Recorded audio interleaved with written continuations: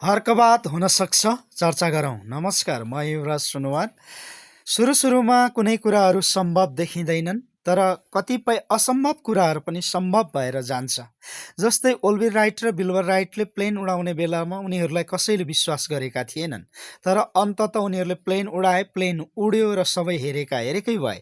त्यस्तै अहिले हर्कबात हुन सक्छ सक्दैन भन्ने विषयमा पनि टिक्का टिप्पणी भइरहेको छ। हर्कबात हुन सक्छ, यहाँ वाद हुनका लागि, एउटा सिद्धान्त हुनका लागि के कुराको आवश्यक पर्छ, त्यसको लागि धेरै कुराहरू छन्। यहाँ जम्मा जम्मी 3वटा विषयमा केन्द्रित भएर चर्चा गरौँ।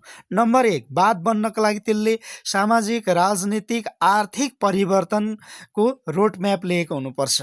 हर्कबातले प्रकृति, संस्कृति र प्रविधिको प्रयोग गर्ने र त्यसलाई श्रमबाट पुरा गरेर चाहिँ सामाजिक, आर्थिक, राजनीतिक परिवर्तन गर्न सकिन्छ भनेर स्पष्ट म्याप लिएको छ। तसर्थ हर्कबात हुन सक्छ।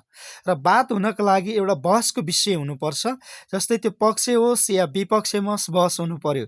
जस्तै मार्क्सवाद, माओवादको बारेमा अहिले पनि पहिला पनि बहस थियो, अहिले पनि बहस छ। पक्ष विपक्षमा बहस भइरहेको छ। त्यस्तै हर्कबातको बारेमा पनि पक्ष विपक्षमा बहस सुरु भएको छ र यो भइरहन्छ।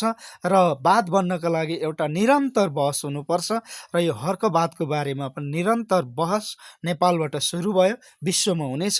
यो बारेमा खोज अनुसन्धान अब सुरु हुनेछ र यो भइरहनेछ। त्यसैले अब यसले वादको सुरुवात गरिसक्यो र वाद बन्नको लागि अर्को एउटा निजित्व, अपनत्व, अर्थात् संसारमा एउटा नयाँ हुनुपर्छ। जस्तै मार्क्सवादको आफ्नो थेरम छ, माओवादको आफ्नो सिद्धान्त छ। त्यस्तै हर्कबातको पनि अब आफ्नो प्रकारको, जस्तै अब यसले चाहिँ श्रमद्वारा परिवर्तन गर्न सकिन्छ। एआईको जमाना आए तापनि एआईलाई युज गर्नको लागि पनि श्रम चाहिन्छ भनेर चाहिँ अब सुरुवात भएको छ। त्यसैले अब एआईको युगमा पनि हर्कबात हुन सक्छ र बाँकी पोइन्ट्सहरूमा अर्को भिडियोमा चर्चा गरौँ। अहिलेलाई यति नै। नमस्कार।